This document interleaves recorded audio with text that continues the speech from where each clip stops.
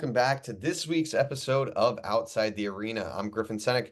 Alongside me is my co-host Devin Bernstein, and big week in sports. March Madness underway. The second day of the Sweet 16 today, with the Elite Eight shortly to fall, and then opening day for baseball has struck. We've got the NFL draft in a little under a month. NBA is approaching the postseason as well, so a lot to be excited about if you're a sports fan. But we're going to kick things off today with March Madness. I mean, it's only right. Some good games yesterday. We're filming this on Friday, so you could be seeing this when some of the other Sweet 16 games have been played. But right now, it's just been the first four, and the later two I think were better than the opening two. Alabama takes down UNC. Illinois advances as well.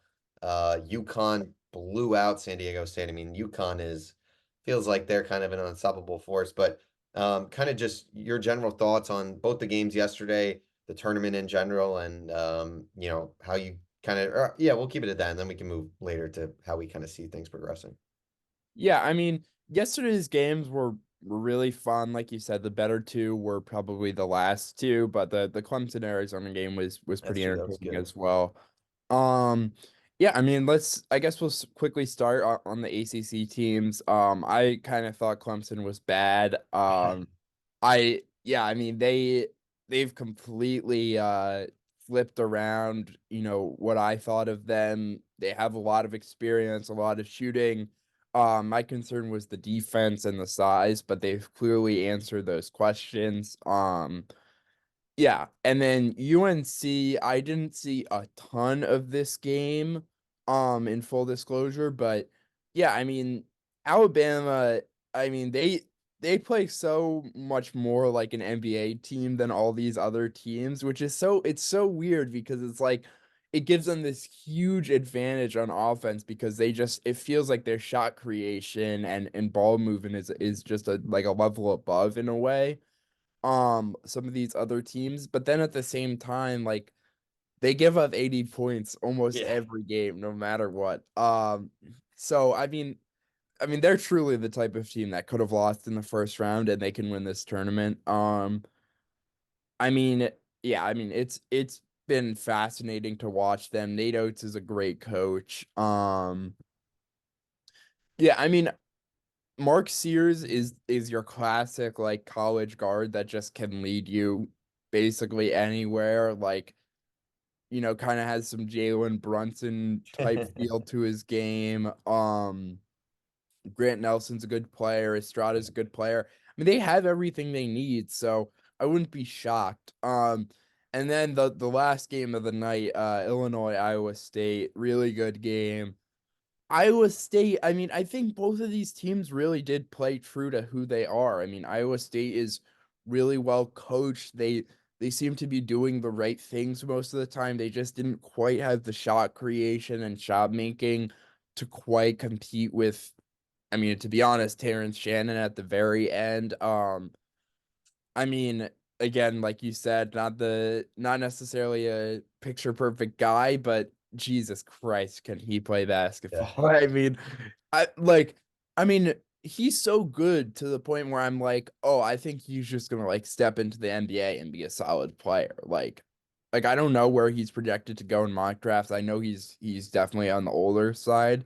Um, but he's like a 6'7" super athletic wing who can get his own shot, can defend, can shoot. Like, I don't see where that guy doesn't fit in the NBA.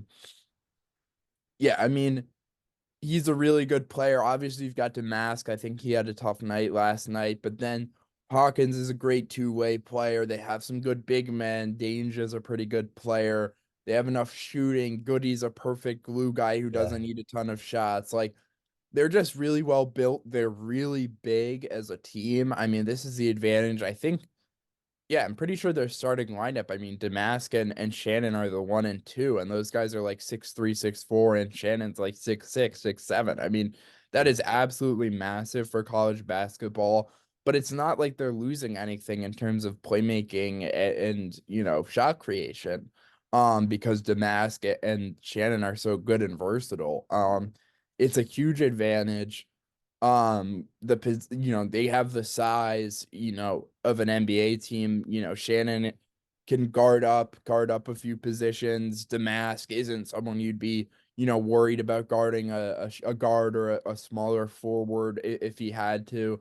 It just helps you defensively, even if you're not one of the best defensive teams. But obviously, this team's calling card is their offense. Yeah. The most efficient offense in the country. And that's what's gonna be, if they beat UConn or keep it close with UConn, it's gonna be because their offense is really good. And like you said, UConn has been dominant. So it's hard to pick anyone against them. It's hard to even pick anyone to keep it super close against them. But I do think Illinois at least has a puncher's chance here. What are your overall thoughts on yesterday's games and the tournament overall? Yeah. Kind of same thing. I didn't really watch much of the Clemson game. I know Caleb Love didn't really play well. Arizona, I don't know. Arizona is just one of those teams for me where like they always have a good squad, but I just don't think they're ever good enough to really go that deep. Um, Clemson, shout out to them. I mean, I honestly, being 100% honest, did not watch a single game from them this season. Didn't really know much about them. I think I picked like New Mexico State in every one of my brackets. I just like did not think Clemson would be very good at basketball, but here we are. I mean, they're playing great. They've got a great set of players. PJ Hall had a big game the other day. And they've just, figured it out in the tournament time. And that's what's so awesome is, teams can just get hot and all of a sudden, you're in the Elite Eight. UConn, like you said, like I just don't know how they're gonna lose. Like this team is like it's just they have five like legit starters that are like all insanely good. They all score. I mean, you look at the game, they beat San Diego State by 30, and Donovan Clingan had 8 points. Like, and Donovan Clingan is like so dominant. It's like you can try to stop someone like that and put your effort in that, but then you're gonna get burned by Cam Spencer, Tristan Newton, Castle. All those guys had, 16 plus points. Like they've just got too many ways to kill you, and you have to play a literal perfect game and have them play a terrible game.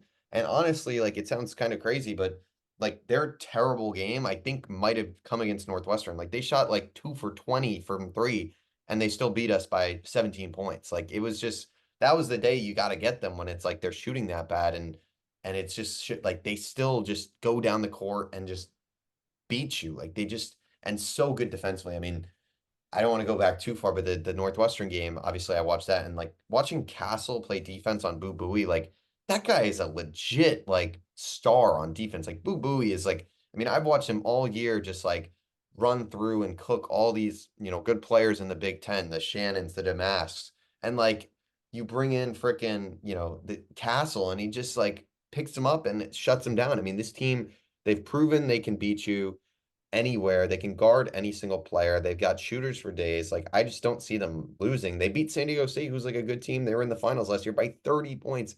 Like they haven't had a game, I think, in the last two tournaments within single points. Like it's just a literal wagon. And I agree with you. I honestly believe that the winner of this Illinois UConn game on Saturday might win the national championship. I think Illinois is so good. Terrence Shannon's probably been the best player in the entire tournament thus far. I mean, he can shoot and he's just like, he just can do it all. I mean, he really can. He basically had the game sealing steal and dunk last night. He's good defensively, he can shoot the ball, but he's so good at, driving, getting to the basket and forcing fouls. And I mean, he had 4 fouls last night, couldn't shoot a free throw to save his life, and scored 29 points. Like he is just, how do you stop him right now? Like he's just a literal, like that was the game where it's like, okay, Iowa State, like they got Shannon in foul trouble. He's sitting, he's shooting really bad from the free throw line, and still he beats them in the end. And this Illinois team, I mean, Coleman Hawkins had a strong game yesterday. He can shoot three. Damask has kind of had a down tournament, honestly, for how he was playing in the Big Ten regular season. I mean, he was such a player, and he's still such a good scorer, and I think he's due for a big game. No bigger time to come against UConn. And like you said, Goody, just kind of one of those, shooters that you need on your team. And then Danja, Ty Rogers, Guerrier, like the kind of other assembling cast is a solid group. And Brad Underwood's a really good coach. So Illinois, I think, is a really good team. I think UConn, I would give the edge to in that matchup. But I mean, if Illinois goes out and beats UConn, like I think that's going to be the team that wins it all. And then the last game, Alabama UNC. I mean, such a good game. This was probably the best game of the day. Just going back and forth. And RJ Davis, it's tough. I think he might. I read somewhere that he has another year of eligibility. I guess he hasn't used his COVID year I'm yet, sure he does. which I'm sure. I feel like he's got to use it. Like, I mean, because it's like he's not going to get picked high in the draft. So it's like he may as Yeah. well stay at UNC. Baycott's done, obviously. He had a great career at UNC. UNC is just, I didn't realize how old they were. Like, I didn't realize Cormac Ryan is like literal like 25 years old, dude. Yeah. But look, they played, RJ Davis probably had his worst game of the season or one of his worst games, definitely the worst game of the tournament. And that's what happens in Alabama. I mean, holy cow, this offense is something. And Grant Nelson, I mean, I think he had 6 points in the first two games, he drops 24. Like, he was just unstoppable. And I think the problem for UNC is, this is Alabama. This is the way they play this crazy offensive, going at it, fast pace. For UNC, like they're not as accustomed to that as Alabama. And I think there was just a lot of potential fatigue at the end of this one. Like I think just the pace of the game kind of took it out of them. I think they just couldn't keep up, especially on the defensive end. I mean, there were kind of some sloppy fouls at the end, letting guys open, and that was happening on both sides. I just think Alabama's more built for that, and UNC let Alabama play too much of their game rather than, forcing UNC into their game. And I think UNC did a solid job in the first half. I mean, I think they had the lead at 10 at one point, and then kind of, that third quarter starts and Alabama gets on a run. And once they were back in, it kind of just felt like it was their game and they had control from there. Mark Sears is a great player. I mean, Nate Oates has done a great job with this team. It's a really fun team to watch because of how good they are offensively. And I think they've also shown though in the big moment they can get the stop. Like they can when it, that last sequence you had RJ Davis getting blocked by Nelson. You had the shot clock expiring. Like they've proven that, when they need to get a stop, they can. And obviously they're not gonna play the tightest defense. It's kind of like an NBA regular season style type game for them. But when it matters most, they've proved that they can get the stop, and obviously their offense can compete with anyone in the country. So Alabama, Clemson, I think is a good game. I'd probably favor Alabama if I had to say. But Clemson is, I feel like that's me discrediting Clemson, and Clemson's gone out and proved all the naysayers no. They've let the naysayer know using the Alabama acronym, Jalen Milrow. So that'll be a good game. I'm excited for that. UConn, Illinois, I think is an incredible game. Moving along to kind of today's games, if we want to talk about them real quick. We got NC State, Marquette, Gonzaga, Purdue, Duke, Houston, and Creighton, Tennessee. I mean, another incredible slate of games. Give me your thoughts. I know NC State is, the only 10 plus seed to remain. They've had a fun year. DJ Burns has been great. But I mean, all four of these games really should be, I think this is potentially a better slate than yesterday. But I mean, the Sweet 16 with kind of all these top teams making it is just so stacked this year. Yeah, I mean, Creighton, Tennessee, that feels like that's going to Mhm. be a great game. The night Yeah, game. I mean, I'll say this quickly, that Creighton Oregon game was just incredible. Yeah, I mean, what a game that was. But yeah, I mean, Creighton and Tennessee are kind of different stylistically, where Tennessee is a bit more of a defensive focused team, but obviously they can really score the ball, mostly connect, but they play smart offensively. They don't have anyone who's too weak offensively to where it's really going to kill them. I think Creighton is they just got a lot of guys. They all shoot threes basically. Kalkbrenner is a very good college center. Um, on both ends, really, good shot blocker and can really skilled offensive player for his size. So I'm really excited for that matchup. I feel like this is when Duke's magic sort of runs out against Houston. I've kind of been doubting them all tournament, so maybe I'm wrong, but I just feel like they might be a little bit outmatched today. And then Gonzaga Purdue. They did play earlier this year in Maui, very early in the year. Neutral site game though, so some level of things you can pick up off of that. I expect a lot of doubles at Edie. Obviously, everyone's going to do that a lot, but I really do think Gonzaga's defense will be very aggressive on Edie. And I wonder how he and Purdue will react to that. Obviously, could lead to some open threes, which isn't the best idea against Purdue. Um, So that'll be an interesting game as well. And then oh yeah, Marquette, NC State. That one I'm very conflicted on. I still have Marquette alive in my bracket. So obviously I want them to win, but then NC State's like the one Cinderella team who, I've been watching since they beat Syracuse in the ACC tournament. You So could have stopped them all, Dev. You could have ended the. It's crazy to think about. Like Syracuse just beat NC State. Like they would not have made the tournament. yeah, I mean it's wild, and then they end up being a Sweet 16 or better team. Like you get hot at the right time, like you said. Like you just figure things out, and I wonder, is the ACC just better than everyone thinks? Like, It's interesting. I mean, I don't know because Yeah, I I guess could, after today, it could only be Clemson in the final, but it that's true. also could be three of the four teams. So, Yeah. uh, I mean, I went into the tournament being like, oh well, these ACC teams are they're a little worse than it appears because they play in the ACC. No, they're way better than it appears because they play in the ACC. yeah, Um, but yeah, I mean, Marquette's a really good team. I'm worried about Burns's matchup with Marquette's big guy, Iguodaro. I just feel like he could, provide a matchup that Burns hasn't seen in a while. So I'm interested there. I'm really excited for today's slate of games. For my picks, I guess I'll go Purdue, Houston, Tennessee, and Marquette. So pretty chalky. just keeping up with But the favorites. yeah, yeah. But yeah, what about you? Yeah, I think the games today are. I think they're really interesting. The NC State. I need NC State to win for one of my brackets.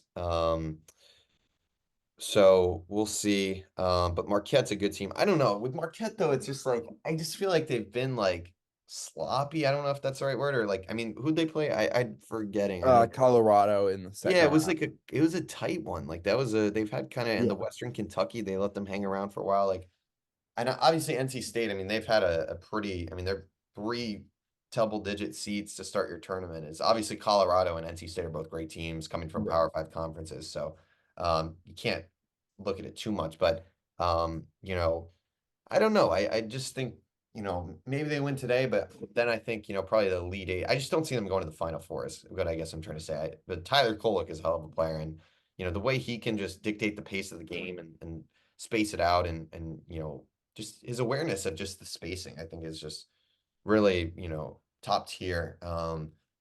So yeah, I mean, I think that'll be a good game. Obviously, NC State, it's just kind of one of those teams that's just like so hot right now, and it feels like they can beat everyone. Obviously, they're another team though that, who'd they beat in round one again? I know they played Oakland last. They played Texas Tech, who's a good Texas. team. But they, went to OT with Oakland. So it's not like they're going out and they really haven't had that like big win or like that like crazy impressive win. I know Texas Tech is a good team, but I don't think anyone really saw that as like a potential team that could go super far. Maybe I'm wrong, but I think I you're don't know. right. I feel like this is definitely by far their toughest task to Oh yeah. date. But they did beat UNC and Duke in the ACC tournament, so this is a team that they've gone out and beat some teams. So we'll see. I feel like the Magic might run out though. If I had to say, I agree kind of that it feels like Marquette should win this one. Purdue is Man, they are hot right now. Like that game against Utah State was a massacre. I mean, this team, and that's the danger I think you run into with Purdue is I know everyone complains about Edie and like I get it. Like it's frustrating to watch. Like just you just foul this guy and like he's just money from the free throw line. But like I mean, he's just a beast, like especially in college bat. Like the way he's playing right now, like he's just dominating. I mean, running their offense through him, it just opens so much up. And you look at these other guys, and I think that's the key. Like they've been stepping up too. Like, Lance Jones hit a few big threes the last game. Fletcher Lawyer is always a guy that can shoot it. Braden Smith, I believe he was first team All Big Ten. He's an incredible player. Mason Gillis, Big Ten Six Man of the Year. Like they've just got a great set of players and I think they're hot right now. Gonzaga is also extremely hot, though. I mean, they destroyed Kansas in that second half of that game. I mean, it was ugly, and maybe they don't have that star that Purdue has, but they're really well balanced and can space it out. So I would lean Purdue. I think Purdue right now is Final Four bound. I know that might sound a little, with their history potentially problematic. Probably means they'll lose, but I don't know. I'm really high on this Purdue team right now. And then The other games, I'll just go through quick. Duke, Houston, like you said, like I don't know, man. It's one of those teams where I feel like they're really good. I feel like they haven't lived up to that all year, and maybe they're just gelling now. Like, I mean, Jared McCain, he had a hell of a game. I know, obviously, he's a fun social media presence, and uh, it's been fun seeing him kind of over the years, kind of growing now at Duke. But he had a great game, and obviously, Phil Kowski is one of the better big men in the tournament. You got guys like Jeremy Roach, Proctor there. So they're a team that, I think they could beat Houston. I mean, Houston, that was a hell of a game the other day with Houston as well. I mean, that was a Oh, nail yeah. biter against Texas A&M. I mean, that was crazy. I don't know how they survived in all that foul trouble. You got freaking what's his face? Ryan Elvin coming and shooting free throws. The guy's like a walk on. He's never that doesn't play at all. I mean, that was just a classic, awesome game from the tournament, one of the better ones for sure. But that's huge, I think, for them because Duke really hasn't had that adversity yet in the tournament. I think they will have that in this Houston game, whereas Houston, they're a team that, yeah, they've dominated all season, but now it's like, okay, they've answered the bell, and I think that will come in huge late in this game. I think it's a toss up for me, honestly. I think Duke is rolling, but this is definitely their toughest test to date, and we'll see how they answer. And then Creighton, Tennessee is another one where it's like this is like you said, like this might be the game of the slate here. I mean, the trio of these Creighton guys. I mean, it's just like how do you stop them? I mean, it's probably the best trio in all of college basketball. Maybe UConn's, I guess. UConn, I don't even know it. Them and UConn are probably the top two big threes in my opinion.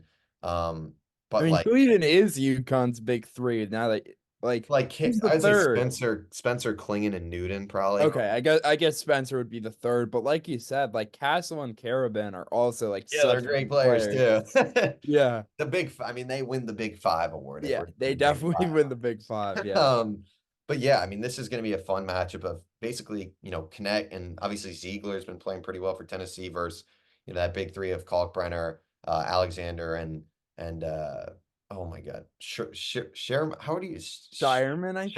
Shireman. The name is like I feel like it's pronounced. I swear the announcers pronounce it like four different ways on the Oh call. yeah. He's a beast. I mean, I didn't realize he was like, I think he was what, third team All-American this year. Like Yeah. he's a damn stud. So this is gonna be a really fun game.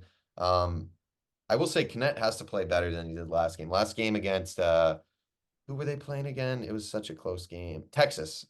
He played really bad. Did not shoot the ball well. As a team, I think they were like really bad from three. So, law of averages probably suggests that they'll shoot better this game. But I think they'll have to because, Texas, this isn't, Creighton's a lot better than Texas in my opinion. And I think either of these teams could honestly potentially win the whole thing. I mean, they're both that good. So it'll be a fun game.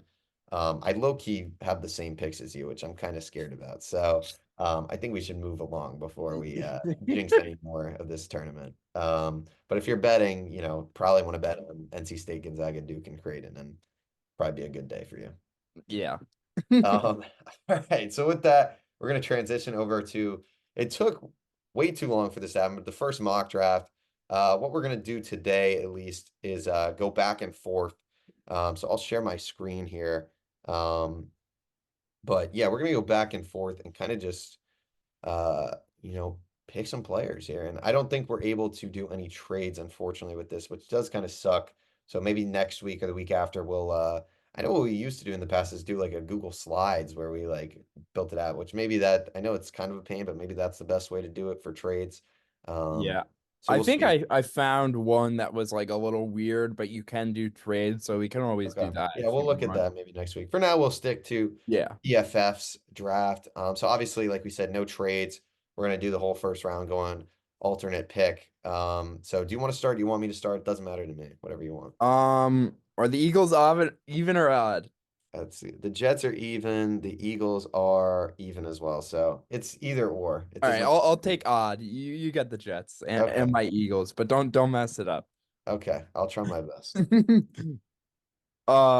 Yeah, I mean this is an easy start for me. I'm going Caleb Williams. Yeah, I mean, I think the obvious thing when you hear all this noise about stuff that has nothing to do with football about a prospect, and it's not like, something that can get you in jail.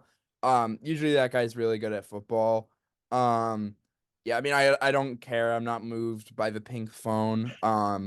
I'm not See the moved to clip get of him into the it. other day with like the What? guy where he's like white wallet, pink phone, pink lips, and your girl love him. Yes. I mean, some of the jokes are very funny. I will agree with that. I mean, yeah, that one was hilarious. But some of these people are like, but his phone is pink and you want him to be our franchise quarterback? It's like, okay, really? Like, am I about to get into a debate about why boys can wear pink in 2024 at age 19? For Like, an what are we NFL doing? player too. It's not even Yeah, like for an NFL player. Like, I mean, I guess it's a fair concern in the sense of like, yeah, if the guy is completely, disengaged from football and doesn't give a shit or whatever, but like those are things that only teams, if at all, can find out. Like we don't know that. We're certainly not gonna find that out from him, his phone case. Yeah, I mean, whatever. I've already given it too much attention. I love Caleb Williams as a prospect. Obviously the Bears traded away Fields. They've traded for Keenan Allen, set up everything so that, he's gonna have a good surrounding cast. He's the obvious number one pick to me. yeah, I think easy. I'm gonna go Jaden Daniels at number 2 for the Commanders. That first of all, the photo of his elbow, I don't know what the hell happened or what the deal with that is. That's a crazy photo. But I just think I've never been that high on Drake May, to be honest. And I know JJ's, I don't, I, the JJ to 2, I think is just pure, smoke screen. I mean, I don't Yeah. think there's any validity to that. Um, but I think Jaden Daniels, you just got to look at the tape. Like this guy is just a stud. I mean, he is so good. He's probably the best. I think he's probably the fastest QB out of this at least group at the top and Yeah. use his legs. I mean, he can do it all. And I just think he's a guy who's got the experience. I think he's more NFL ready than a guy like Drake May is. And I just think he's more of I can very well see this being another case where it's like a Joe Burrow. Like, I don't know if he'll be as good as Burrow, but it's like kind of the same trajectory where it's like, okay, like he started out somewhere, then worked his way to LSU and kind of had a Heisman season with some elite receivers. And I just think, I think he's the pick. I don't think it's more, I don't think you got to look at it more than that. I think he's more of a sure thing. And that's who I think should go at number 2. So I'm picking Jaden Daniels for the Commanders. Yeah. I think for me, this puts me in a tough spot because I'm hesitant to take QB with the Patriots because I think I may have voiced this before. Like, I'm scared about this being a repeat of what the Panthers looked like last year. Like, I don't understand how you can watch the Panthers where so much of Bryce Young's issues came from having such a bad surrounding cast, and there is not a single clear-cut good starter on this Patriots offense. Like, it's going to be really tough to throw in any quarterback into that situation. Obviously, you got to get your guy when he's available, but if that guy is going to, have a much, much, much harder time his first couple of years, you really got to think about something else. But for me, with Drake May on the board here, I think I am gonna go Drake May. Yeah, I'll take Drake May. I mean, I think it's hard to, not be concerned with some of the things on tape. Um, but I just think he's a bit like Trevor Lawrence in the sense where I don't see, like as much as Trevor Lawrence has not panned out to what we want him to be, I don't think Trevor Lawrence is ever going to be like a bad quarterback. Yeah. I think May might be in the same boat where he's just like, he's got the arm, he's got the size, he's, reasonably accurate enough. I think that is a bit of a question mark. But he's got everything else enough to where like I don't see this guy being a complete bust. Yeah. And he's young enough to where he can kind of struggle through his rookie year, and I'm not going to be as worried about it. Yeah. So, I mean, I think this is a loaded receiver class. You address it at 34 or whenever your second pick is. You probably address it again sometime throughout the draft. And I just think you get your quarterback and you try to figure out the rest as best you can. Yeah, I agree. I think the Patriots are a very interesting spot. I think that also is a spot where we could see a trade up potentially. I think, it's tough for me because I'm like, I think, we're going to see like either Minnesota or someone's going to trade up like Denver here and JJ's going to go. So it's not I feel like it's tough because I feel like one of these picks is definitely getting traded, and we'll see JJ McCarthy, on one of these teams. But obviously, you can't do trades today. Um, Number four, I think wide receiver, and it's interesting. I think the gap between Marvin Harrison and Malik Neighbors has started to close. And there's some reports that some teams prefer Neighbors, which I mean, I can see. I think he ran what, like a 4.35 or a 4.37 yesterday. Like this guy's got crazy speed. He's got crazy talent. Both these guys doing, you wonder, I think, Marv hasn't really done any workouts or anything. Not that that's gonna, hurt him, but when someone like Neighbors is impressing in like, his workouts, it obviously can only benefit him. I will take Marvin Harrison here though. I just think you got to take him if as the first wide receiver off the board. I think he's going to be a stud, and for Arizona, you get your true number one receiver for a guy like Kyler Murray, and obviously that team is still in a rebuild. They picked Paris Johnson last year, who I think is going to be a great tackle in the league. But obviously that offense is a work in progress. But I think Marvin Harrison gives Kyler Murray that guy since he hasn't had since D Hop, which I know isn't that long ago, but and we'll give him kind of a true number one again, where you know people forget, but this Cardinals team was very good a few years ago when they had guys like D Hop in the building, and obviously it was a better defense. But I think this Cardinals team, Kyler Murray, has gets a lot of hate, but he's proven he can win games in the NFL at the end of the day. So I think you give him a guy like Marvin Harrison, and you'll set him up more for success. Yeah, absolutely. I just think I love Neighbors. I mean I wouldn't be surprised if there's a world where he ends up being better than Harrison, but I just don't see any way Marvin Harrison isn't a really, really good receiver. And I'm just not passing that up if I'm the Cardinals. Yeah, I just can't pass it up. The Chargers here, I think a lot of people are really certain this is going to be a receiver, and I wouldn't mind a receiver and I wouldn't be surprised if it's a receiver, but I do think with Harbaugh and bringing in Greg Roman, I think there's a bit less of a chance than it's a receiver than people think. Um they also, I mean, not this regime, but they did draft Quentin Johnson last year. To be honest, this pick ultimately came down to two guys for me. It was Neighbors, who you're showing, and Joe Alt. I ended up going with Joe Alt here. I just think that's going to be where the Chargers lean. I don't have a super strong preference either way. I think both those guys are going to be really, really good players pretty soon. Um, so I just lean with what I think is more realistic there because I think, they're gonna want to build through the trenches and build a running game and protect Herbert and then figure out the weapons later, which I certainly understand. It's kind of been the Eagles' strategy for some time. In ways, I mean, they obviously ended up adding really good receivers as well, which you hope the Chargers will do, but it's almost like the Chargers need so much that you can't blame the position they're taking yeah. because they need it almost no matter what it is besides quarterback. So yeah, I just Alt is my number one tackle. Seems like a surefire prospect to me, so I'm taking him here. Not too upset about it. Yeah, good pick. Number six is interesting. I think the Giants, there's been a lot of talk about JJ, obviously with them. But I think if Malik Neighbors makes it to the Giants pick, they have got to pull that trigger. I think they have desperately needed a true number one option on that offense. You lose Saquon, so you're basically losing your number one producer on offense. Darren Waller is like just screwing them with he's like, I might retire, I might not retire. I don't know what's going on. I mean, he's might be kind of cooked anyway at this point.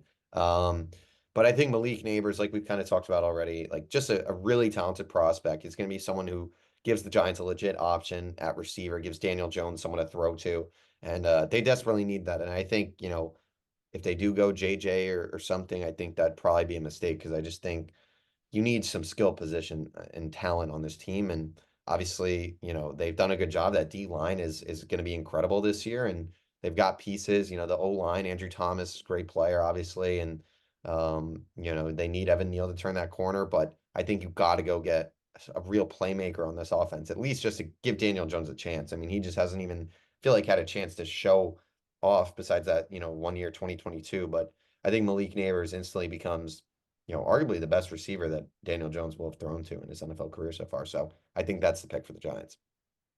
Yeah. Yeah, no. I mean, I think if Neighbors is there, you can't even consider a quarterback to Yeah. me. Um, yeah. This is an interesting pick. I think every single one in the world is projecting the Titans to take a left tackle here. I'm gonna be doing it too. Probably not the one people expect. I'm gonna go with Troy Fatanu from Hmm. Washington.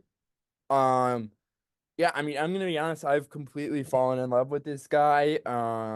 We've been on 4 dates now. I don't know where that joke came from. All right. There you go, Dev. No, I really like the tape here. Reminds me a lot of Rashawn Slater in a guy who Northwestern Wildcat. Northwestern Wildcat. Not your typical tackle size in your, your 6'6", 6'7", 320-pound mauler, but he makes up for it with a really exceptional wingspan for his size, as well as, great technique, and sometimes having, kind of a shorter base can kind of help your center of gravity in a sense, kind of help you hold up in pass protection. Um, and I think the guy can survive that tackle. I'm not worried about the size issues, to be honest. The tape is incredible to me. He fits in as a run blocker. You want to run, some outside zone stuff. He's great. He's a great mover. He's got the power. He's got the technique and pass protection. I think he has the athleticism and strength, and I care more about the arm length than the actual size at tackle, to be honest. You know, you don't really need to be tall necessarily. You just need to have the arms to be able to match up with these freaks coming off the edge. So I really like his potential and his floor here. The Titans need a left tackle desperately, and then honestly, this isn't as bad of a situation as you would have thought going into the offseason.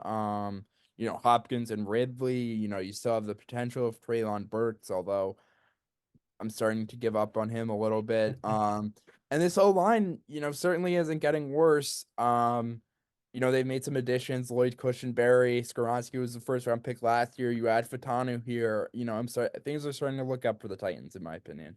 Yeah, they had a good offseason, also trading for L'Jarius Sneed too, which I feel like the Chiefs did not get very much at all for him. I mean, I don't know. I guess they kind of realized that they just kind of had to trade him, but I don't know. The Chiefs are they'll do that and then go win the Super Bowl. I mean, Yeah. that's just what they do.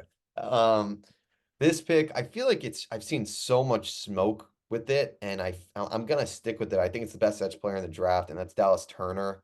It feels like the Falcons offensively, they've invested so much these last few years in first round talent that, they kind of got their skill position players. They also signed Darnell Mooney. So I don't think taking a receiver makes sense. The O line for them is pretty solid. I mean, maybe they could take a tackle, I guess, do they still have Jake Matthews playing the left tackle? I think They so, right? do, but they could take tackle, but I agree that it's not super likely. Yeah, so I think adding to that defense would be good. Obviously, the secondary, you've got AJ Terrell, who's been great. But I think Dallas Turner makes a lot of sense. Will really add, presence to that D line, which really isn't great outside of Grady Jarrett at this point.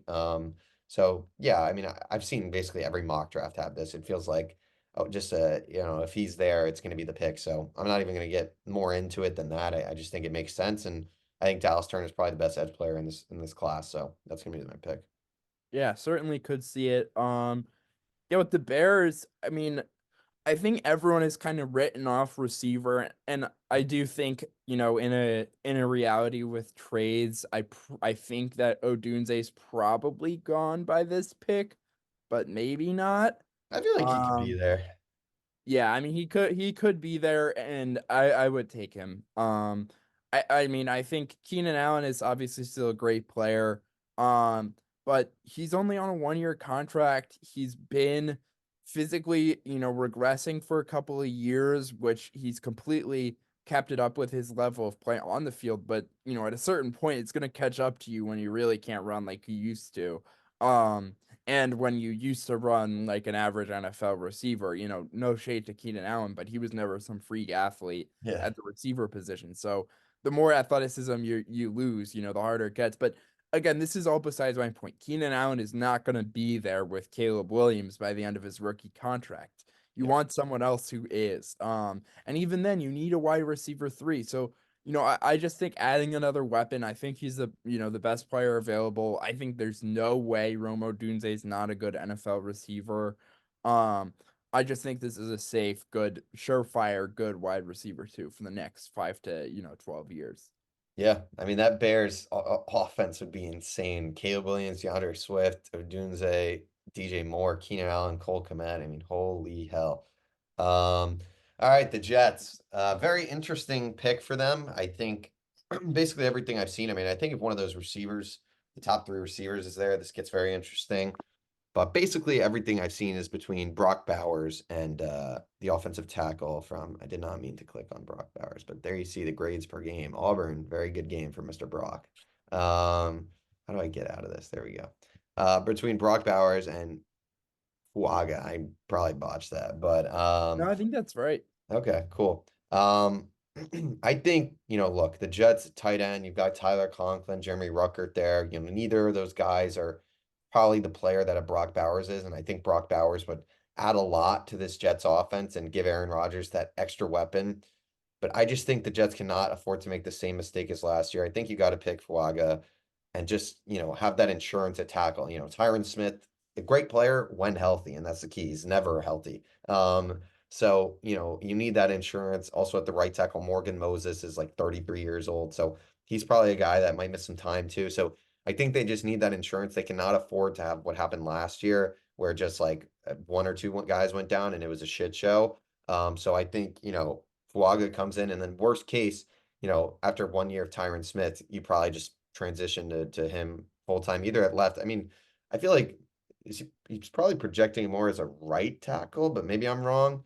Um, so either way, though, I think, you could probably play him on the left side and he'd still be productive. So I think you got to go tackle.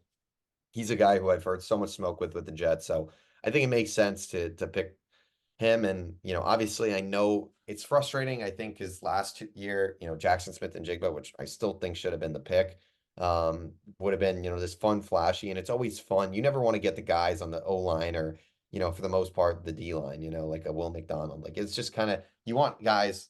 I mean, everyone wants a good receiver. Everyone wants a good tight end. It's just fun. But I think for the state of the Jets where they're at, they bring in Mike Williams. I think they might re-sign Corey Davis. Like I think if you have those two guys, Garrett Wilson, that's a solid receiving core with Conklin and Brees Hall. I think you got to go tackle here and ensure that O line is you have some depth and that it's stable. So that's the pick for me. Yeah, I mean, I agree with that. I think it's less of a disaster if you're down to Garrett Wilson and whoever else at receiver than Yep. if you lose Tyron Smith and you have to, kick out AVT to left tackle, and then you're playing God knows who at right guard, and you're kind of downgrading at two positions at once, and it's like, uh-oh, yeah. So I think, yeah, I mean, obviously, future wise, you need a tackle.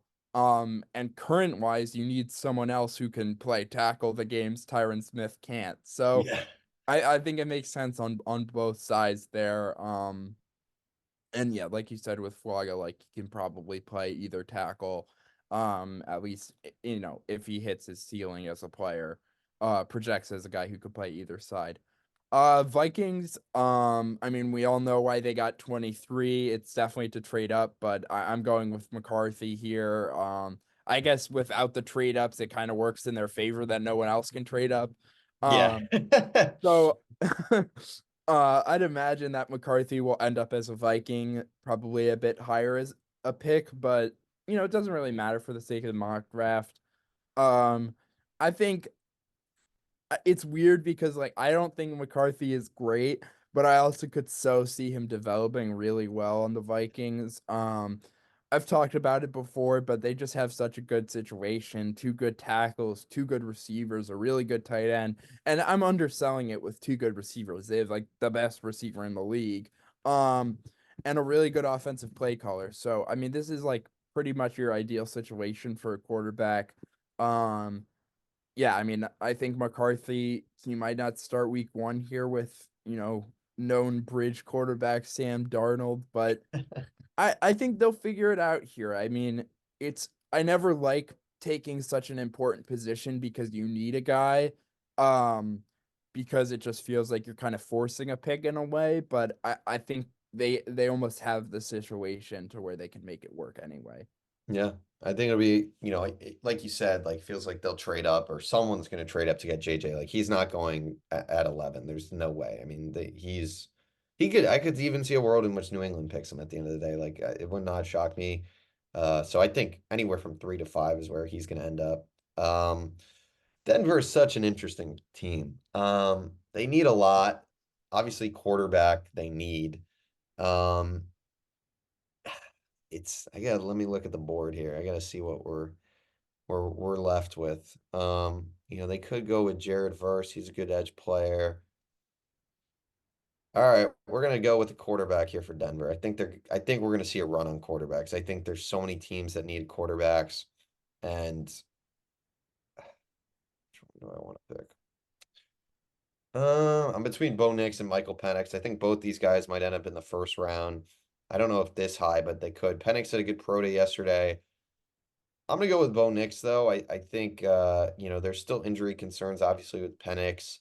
I just feel like Bo Nix kind of fits the bill of what a Sean Payton quarterback tends to kind of play like. I think his style would fit with Payton, and I think you bring him in and someone who's got experience can start on day one, which I think is also big for Denver because they're a team that still was pretty competitive last year, and I don't think they want to be in a total rebuild. Obviously, they're going to be dealing with that Russ contract coming off the books, so.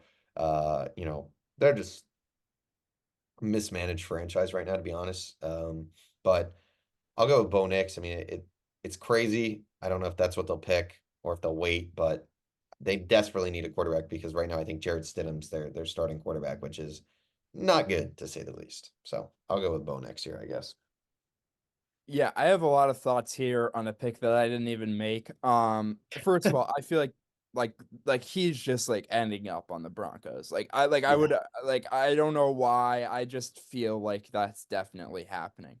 Um, Second off, like you said, like this is kind of a trend happening around the league. Maybe it's more, obviously every year I start to follow the NFL more, learn more, discover these trends more and more. But I just feel like guys are cutting guys way too quickly. It's Yeah. like obviously, the Russ situation was a disaster, and keeping him on the team would have been bad too. But I feel like a lot of these guys will have like, they get signed to a big contract, and then they have a slightly underwhelming season, and then they miss 5 games, but are pretty good when they do play. And then the team's like, oh wait, we can save 5 million and incur some massive penalty over the next 4 years. Let's do it. And I'm like, shouldn't you have just kept the guy?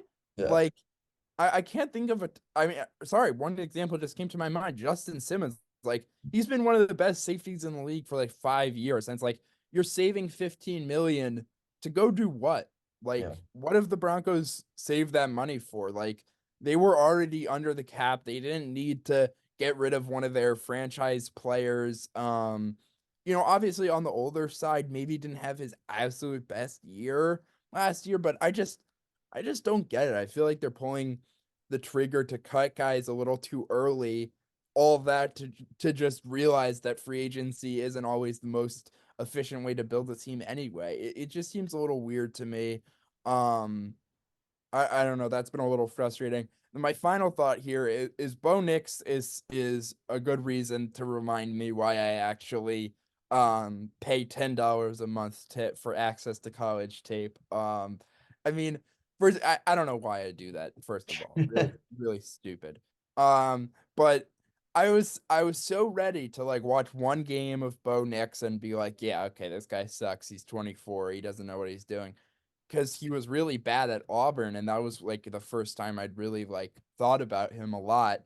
But I just kind of like Bo Nix, man. I like what he does. Like I feel like he makes the right reads. Like he has enough, arm strength and athleticism to where I don't think his ceiling is so terribly low. And you're getting him for 4 years for pretty cheap. I mean, maybe I'm kind of talking myself into it like I did with Mac Jones, but I think Bo Nix in the middle of the first round would be a much, much better pick than Mac Jones in the middle of the first Yeah. round. Is my takeaway here. The Raiders here, I mean, feels like they need a quarterback, but I don't think I'm ready to take Penix at 13, but I would consider it. Um, they need help kind of everywhere on defense. I haven't I haven't thought about this pick much, to be honest. I think I would lean towards, I mean, they could really use anything, to be honest. So I guess it's really who your best player is available, and for me that's Brock Bowers. Yeah, I mean, you drafted Mayer in the first round or second round last year, but I really do think those two could play well together. I think Bowers, as much as I love him, he's not your full size 250, 260 pound tight end who's going to help, block a defensive end on an inside run. And as much as that's not as valuable as it is anymore, you still want a guy who can do that. I think Bowers plays great in the slot as sort of a tight end two, where he doesn't have to pick up the tough blocking assignments as much. But in the receiving game, these guys really complement each other. Um, I just think he's the best player available, and you need playmakers. You're gonna need a future quarterback who has guys to throw to. So I'm taking Bowers here. Interesting pick. That's so Raiders just with their draft history. I know they got a different general manager now, but that's so Raiders. New Orleans, I think they stay in the state. I think they pick Brian Thomas Jr., wide receiver out of LSU. They need receiver outside of Olave. They really don't have another proven number two. They obviously cut Michael Thomas. So I think this is a great move for them. It gets them another young receiver to kind of build their offense around. Really quick, great player. Obviously played in an elite offense at LSU as well. And I feel like New Orleans, the Saints always just kind of end up with LSU guys to begin with. So I think they'll keep Brian Thomas, in the state and pick him. So that's my pick. Not too much explanation on that one. Yeah, I like that pick. They need a receiver. He's a really good player, really good fit. I like that. Yeah, I mean Colts, I feel like everyone is going offense for kind of like that last piece, and I certainly get it. I do. But I do think with the way the draft has fallen, and where my personal grades are on some of these guys, I think I'm leaning defense. I'm really between Quinyon Mitchell, the corner out of Toledo, and Byron Murphy out of Texas. And ultimately, I think you need corner a little bit more. And I think Quinion Mitchell is going to be a stud. I wanted him to fall to my Eagles. I remember back early in draft season when everyone, said no way this Toledo cornerback is going in the first round. And now, I'm picking him at the top in the top 15 and very happy about it for the Colts here. I mean, athletically, he's a stud. And obviously with the smaller school guys, there's always, a grain of salt, I guess, with the tape. But what I look for when I see a guy like this at Toledo is someone who's just absolutely insane. And that's exactly what he is. I mean, he's unfair. He's just he looks like an NFL cornerback being dropped into Toledo. And that's exactly what you're looking for. Like I said, he's an athletic monster. So even if the tape wasn't, great necessarily, you would have the potential to develop him really well. I just really like him on both ends, both tape wise and physicals wise. I think he's a surefire first round pick to me. So I love this pick for the Colts. Yeah, good pick. Moving on to Seattle. They're in an interesting spot. I know you could go quarterback. I guess they just traded for Sam Howell though, so that's probably not going to happen. O-line could be better. On here it says edge linebacker. Obviously, Bobby Wagner no longer with the team. Edge players. I mean, Leonard Williams plays on the inside for them, I guess now. So I guess they could use a pass rusher. Byron Murphy could be an interesting pick as well.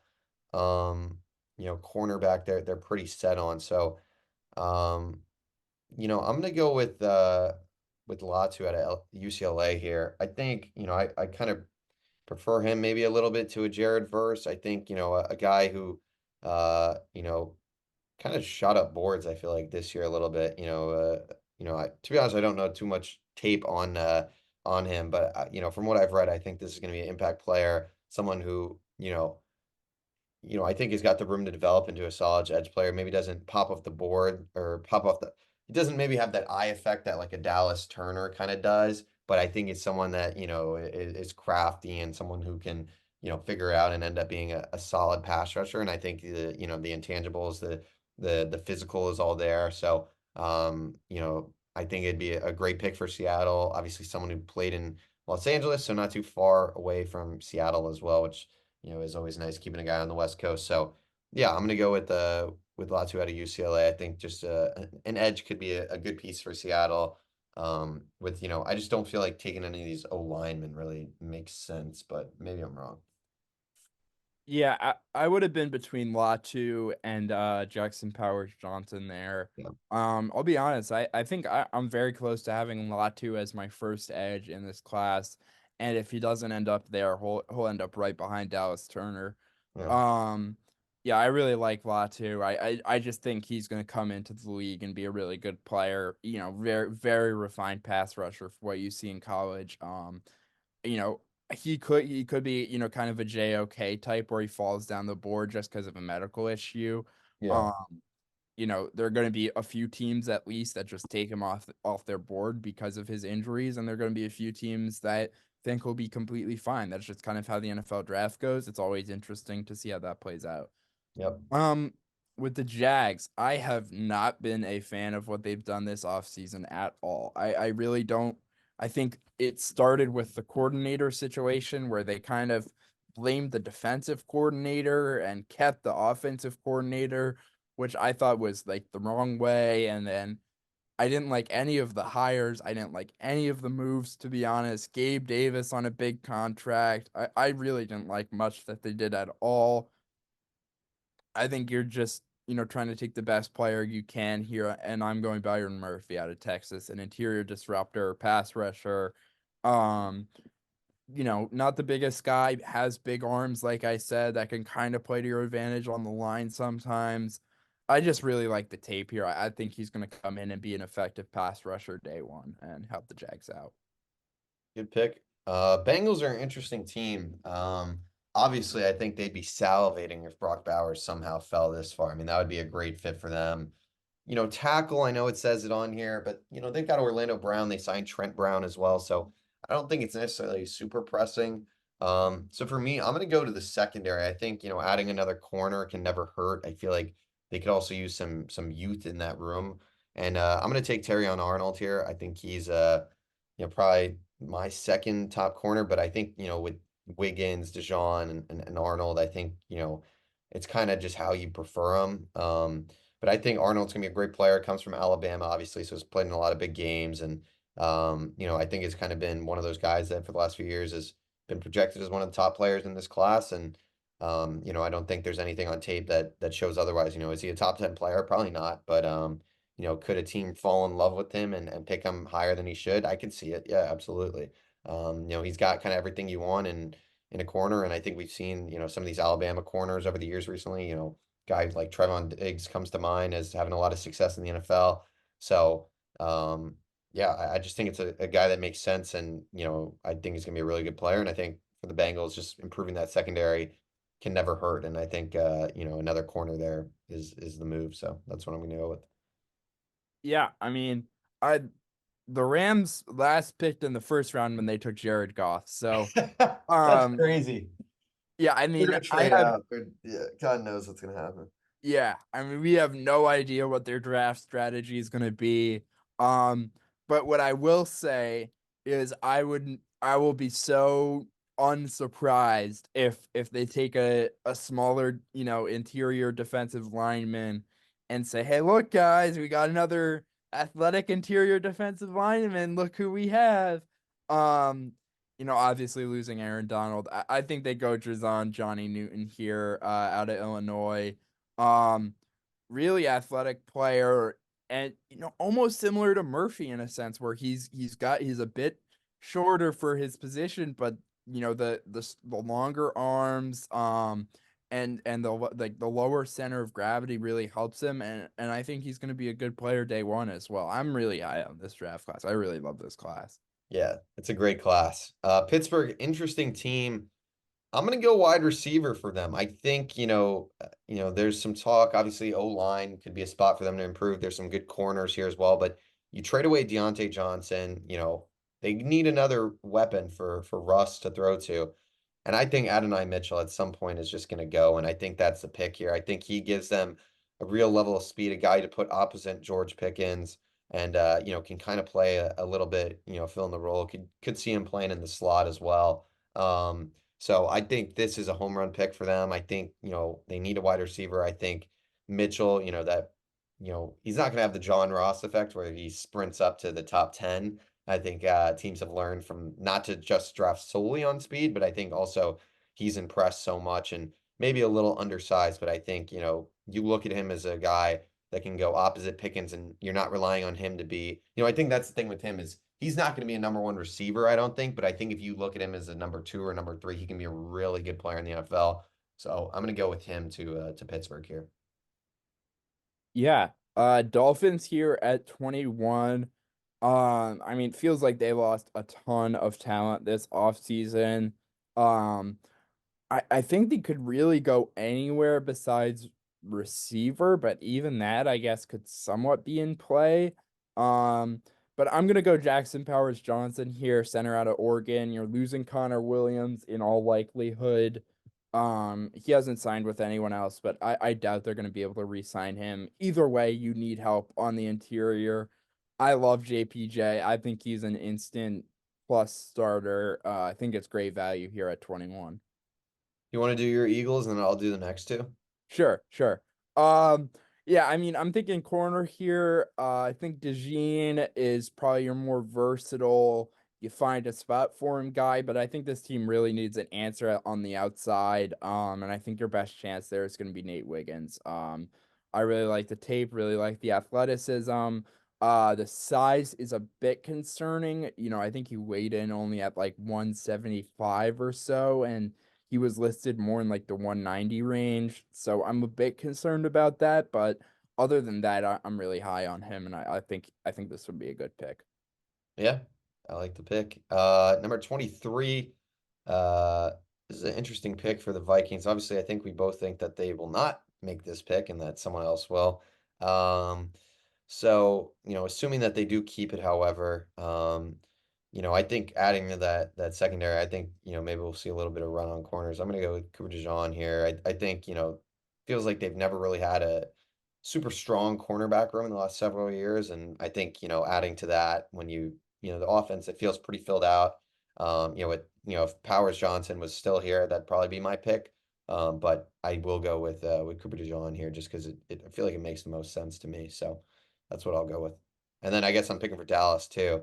Um, I think though, you lose Tyron Smith. I know this team needs a lot, but with the way this board is played out, I'm going to take Fashanu out of Penn State. I think that's just a home run pick for them.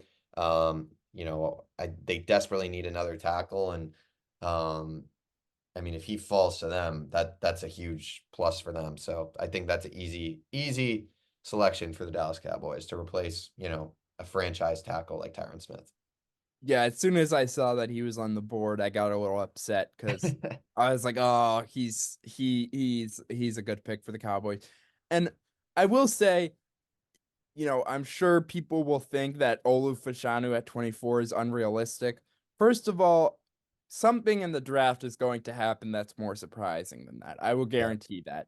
Um, and second of all, this is such a loaded draft class Yeah, that to like look at all the me, guys we're picking before. Like these are that's all that's what I'm saying. Like, I don't think there's any major reaches. Like, sure, maybe, maybe Mitchell at 15 as opposed to Fashanu at 24. Maybe you'd expect them to be more, more other way around. Maybe Fuaga goes a bit, but I definitely see him going to the Jets. Like, I don't think any of these picks individually are unrealistic.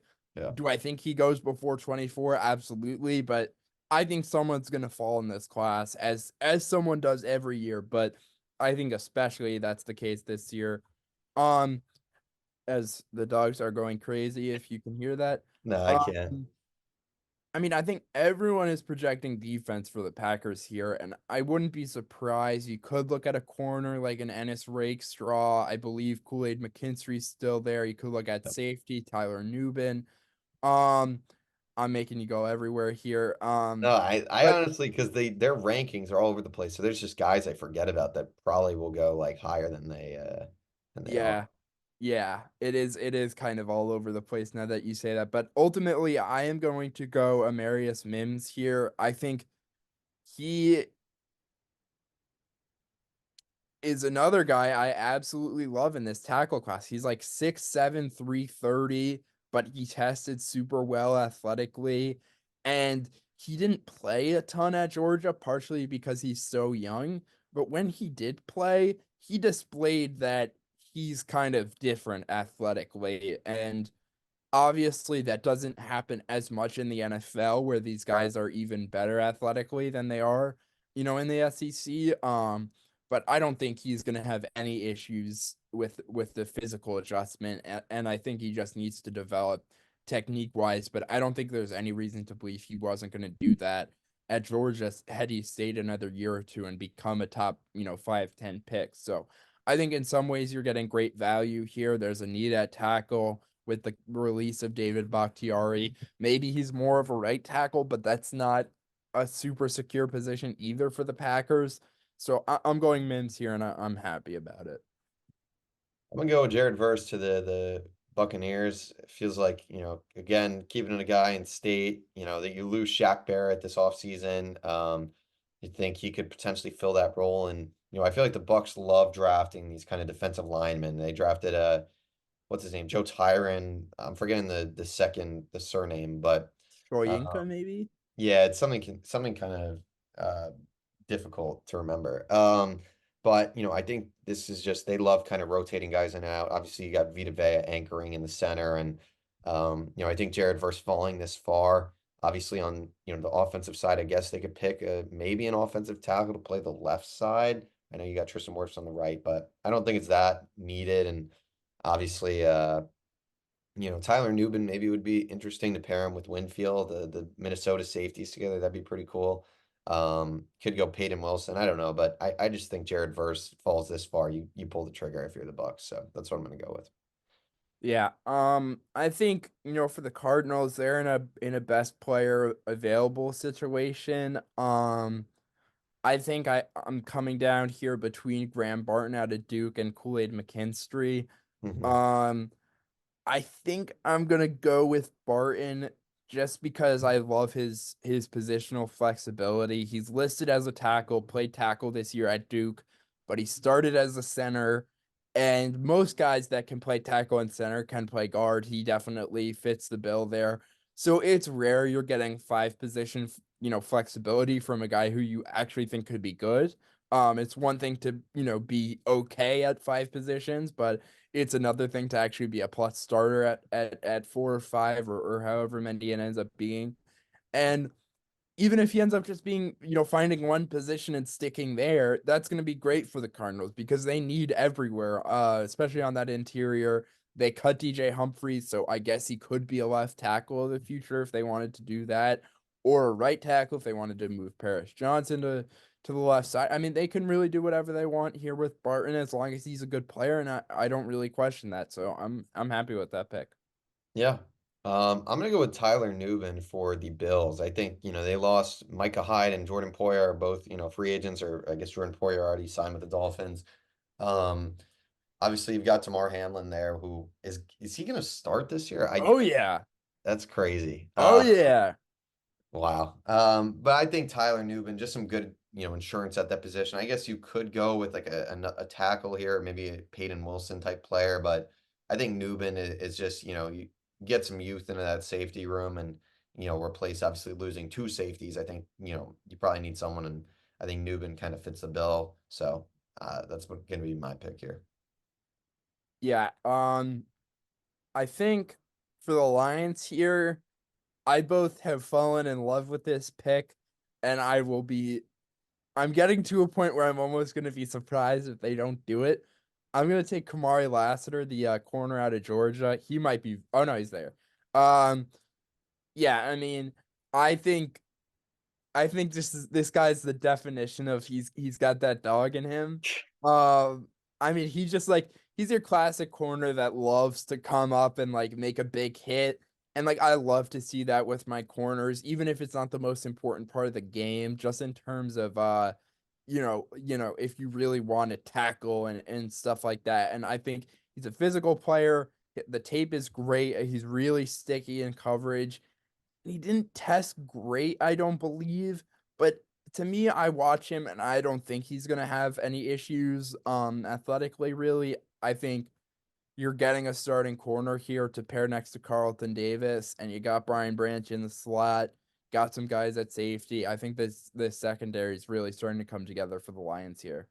Yeah, good pick. It's an interesting one. The Baltimore Ravens. I'm gonna go with Chop Robinson out of Penn State. A bit of a, interesting pick here, I guess. But, edge player, obviously they lose Clowney, so, they could use someone. And I think you can never have, especially when you're picking late first round, I feel like teams like to go a lot of, edge type D-line players because, you're cycling them in and out so much. So I think Chop Robinson here is gonna be the pick. Um, I wish I had more valuable insight on him as a player. Maybe Dev does, but that to me is gonna be my selection. Yeah, I really like Chop Robinson because he runs like a safety, basically. And I don't mean that to say that's the only good thing about his game. I would say imagine your typical, second to third round edge rusher, but he is an absolute freak athlete. And I think he's, again, the tape isn't great, but it's also not bad enough to the point where you're like, this guy's just got such a long way to go. There's, we're gonna have to work with everything. Like he's very good. First of all, he understands how athletic he is, which is really important. He's able to get around the edge quickly and use that to his advantage. And he understands that that's going to be his biggest weapon, which to me that's a very important thing that a lot of these quicker guys never really learn is that they're just so athletic and they have to use it. Technique wise, yeah, he does have a lot of ways to develop, but not as much as some first round edge rushers who are picked for mostly their athletic traits. So I really wouldn't be upset about this at all if I'm the Ravens. With the Niners here, um, we've had some rumblings of like an Ayuk or maybe a Debo trade, which Yeah. feels crazy. Um, I don't think that really influences their pick here. Um, I I think you could go DB. I think you could go offensive line. I think I'm ultimately gonna lean for JC Latham. Yeah, I'm gonna go JC Latham. I think he could play right tackle. He could play guard. He could potentially be your Trent Williams replacement at left tackle in a few years. And you really don't have answers at any other position on the O line besides Trent Williams for now. Not that Trent Williams is ever going to be bad, but he is going to retire at some point. He's like 35. So he's obviously not going to be there forever, and you need other guys on the offensive line anyway. So I like Latham here. Yeah, I think that's a good pick. Chiefs are always an interesting team. I mean, I think there's a lot of ways you could go with this. Um, and I'm deep in here. I mean, I'm just looking for kind of any pick. Maybe they go Michael Penix. Maybe they just get the back of the century for Pat Mahomes. No, I'm gonna go with Tavondre Sweat, interior defensive lineman from Texas. The combination of him and Byron Murphy this past year was really sensational. And I think, you look at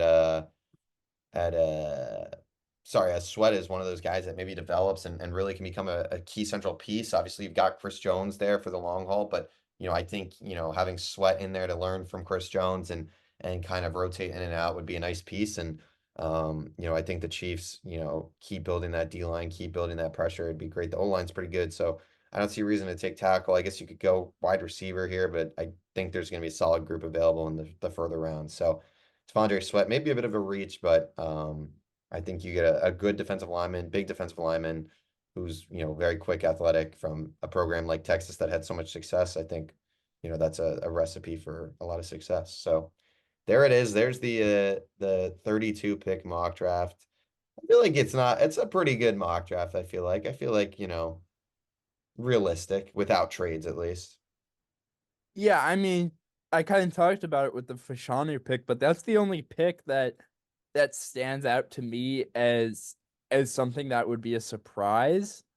Um, I mean, yeah, obviously, like we expect the Vikings to trade up, but like to me, it's basically, obviously the butterfly effect is huge here, and it's like, if the Vikings traded up to 5 and took McCarthy, then maybe the Titans go alt, and then that makes whatever the Falcons go whatever it is. Yeah. But ultimately, a mock draft is just playing out scenarios that are realistic.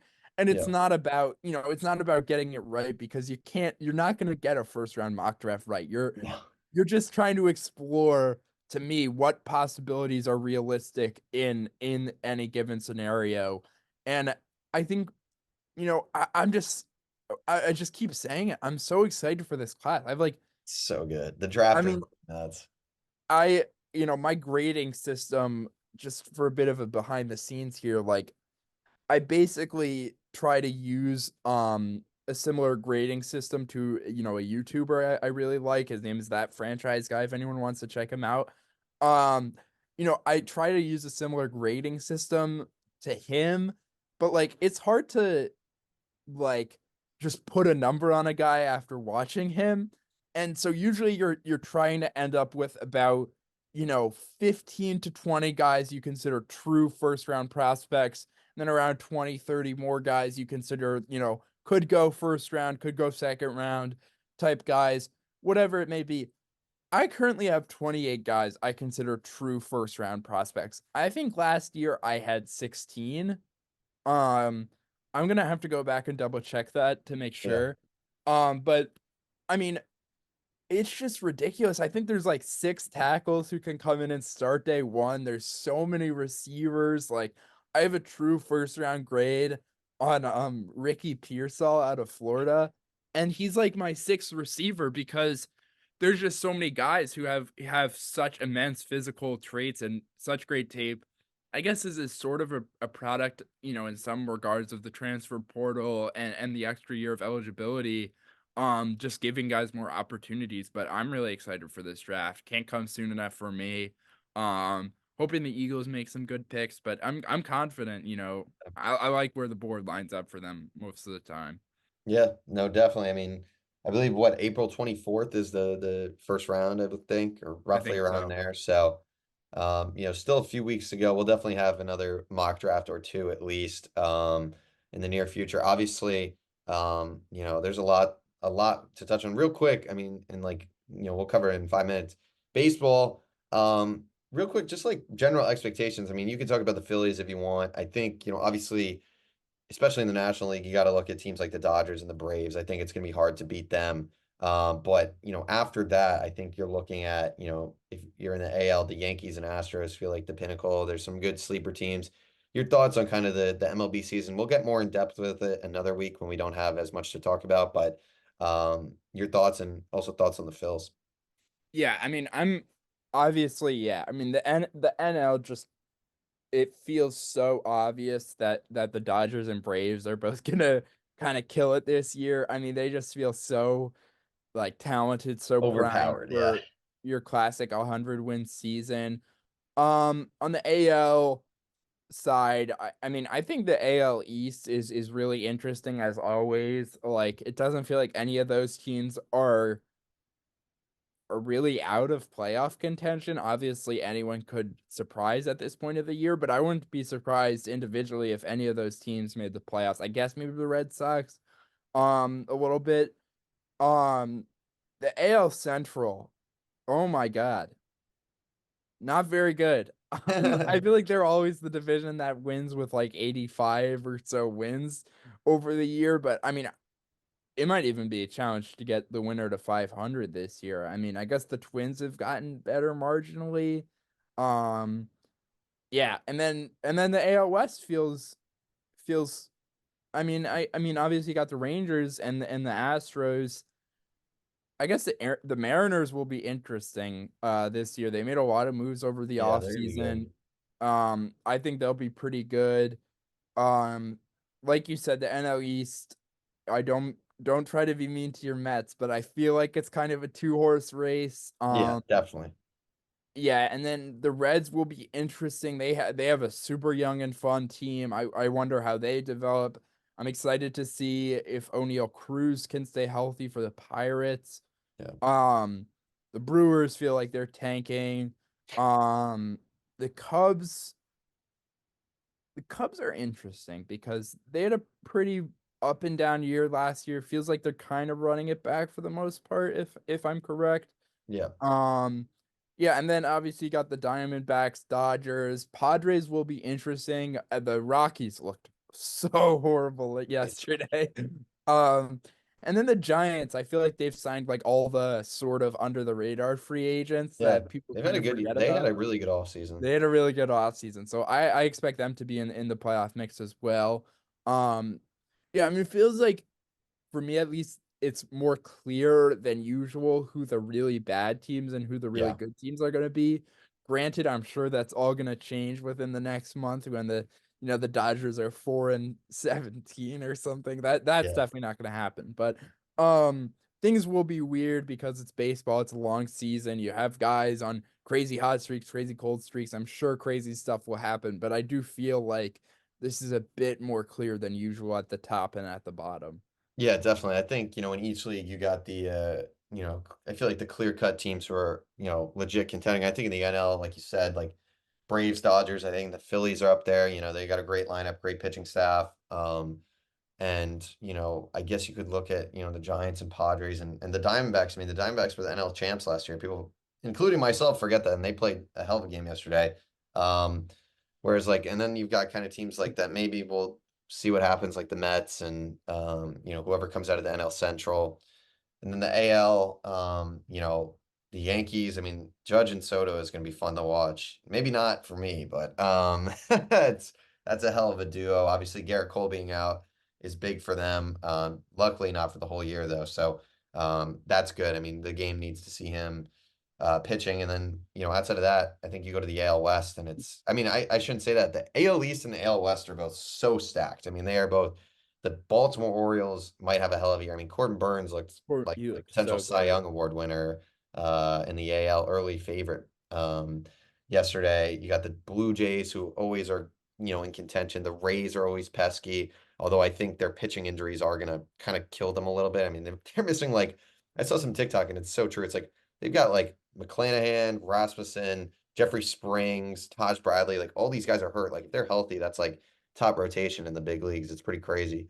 Um, but alas, and then the AL West, I mean, Astros, Rangers, and Mariners are all incredible teams. Obviously, the other two teams in that division suck. But, I think it's going to be a really fun year, I think, for baseball. I think there's a lot of good teams. I think the talent's really high.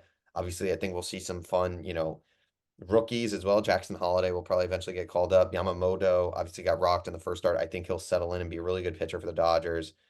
Seeing how many wins the Dodgers end up with is going to be interesting. I think, you know, 101, are we going to hit 110 with them? Like, who the hell knows? I mean, they're going to be so good. But obviously, we'll kind of do maybe a more in-depth breakdown of, award winners or division predictions maybe next week. But I think, we kind of covered that and talked about it. It'll be fun to watch the first week or so of baseball. But yeah, it's kind of all I got. So if you want to wrap it up, go ahead.